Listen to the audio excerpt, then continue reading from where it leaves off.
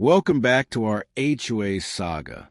In Part 3, things get intense as I start building allies and breaking Margaret's control.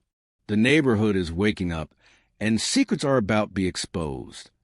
If you missed Parts 1 or 2, click the links above to catch up before we dive into the drama. Trust me, you don't want to miss how this feud began. The storm I had quietly been preparing was ready to take its first visible shape. Margaret's control over the neighborhood remained strong in appearance, but I had discovered the cracks: her selective enforcement, her hypocrisy, her obsession with authority. What remained was a psychological battlefield. If I wanted to dismantle her power completely, I had to break the foundation it rested upon: fear. Fear had isolated the residents. Everyone felt alone, powerless, and hesitant to speak. My mission in this stage was simple, yet delicate. Turn isolation into unity, quiet frustration into collective action. It required subtlety, patience, and understanding human psychology. No one wanted confrontation, but everyone wanted relief. I simply had to show them it was possible. I began small. Casual conversations, casual smiles, brief stops at mailboxes or driveways. Questions disguised as small talk, "How's your day?" often led to stories of frustration. People opened up when they felt safe. And the more they spoke, the clearer the pattern became. Margaret had been abusing her power for years, and they had silently endured it. Mrs. Turner was the first breakthrough. Once timid, she admitted how Margaret fined her for having too many garden gnomes. John, another neighbor, spoke of repainting his garage at his own expense to appease the president's whims. Each confession was a spark, a sign that the fear Margaret wielded was not absolute. I began to weave these individual grievances into awareness.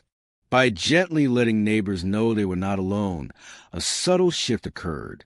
Stories once whispered in private corners began to spread across driveways, through side conversations, and eventually into small gatherings.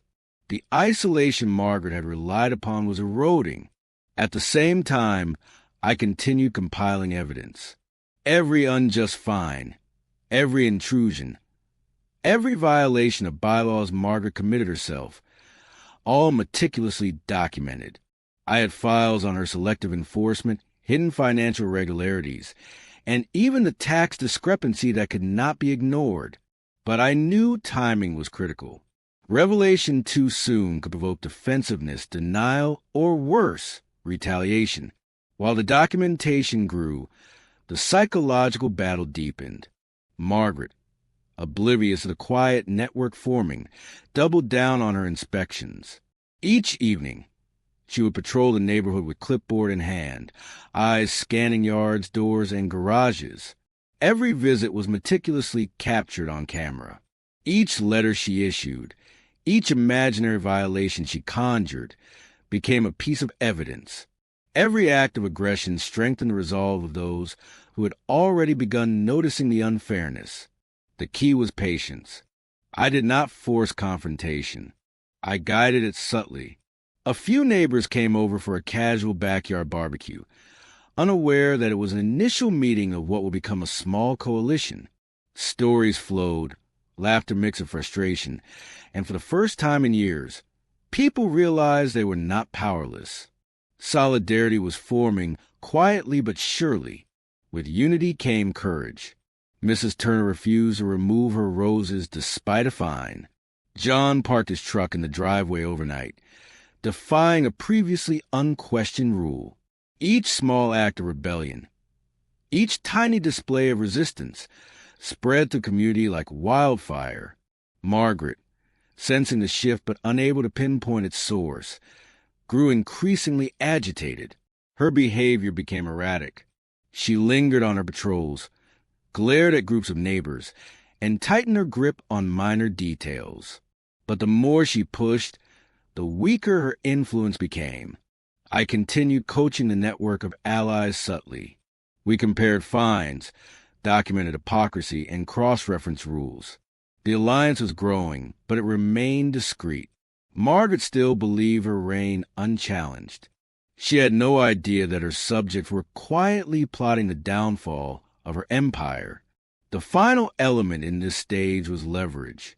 My dossier of evidence, financial irregularities, tax discrepancies, documented harassment, video footage of trespassing, was ready.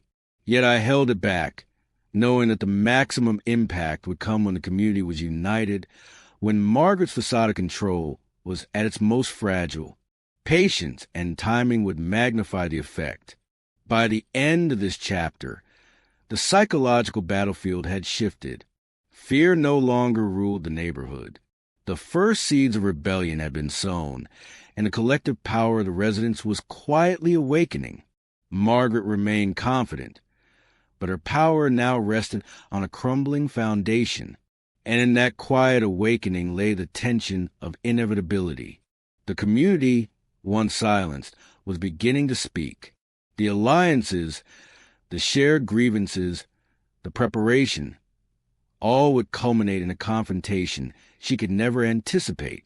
The next chapter would see the cracks in her empire widen. Small acts of defiance would turn into an unstoppable movement, and Margaret's authority, once absolute, would begin to crumble in plain sight. Don't miss Part 4, where Margaret's empire begins to crack. Subscribe and hit the bell so you can follow every twist in this HOA drama.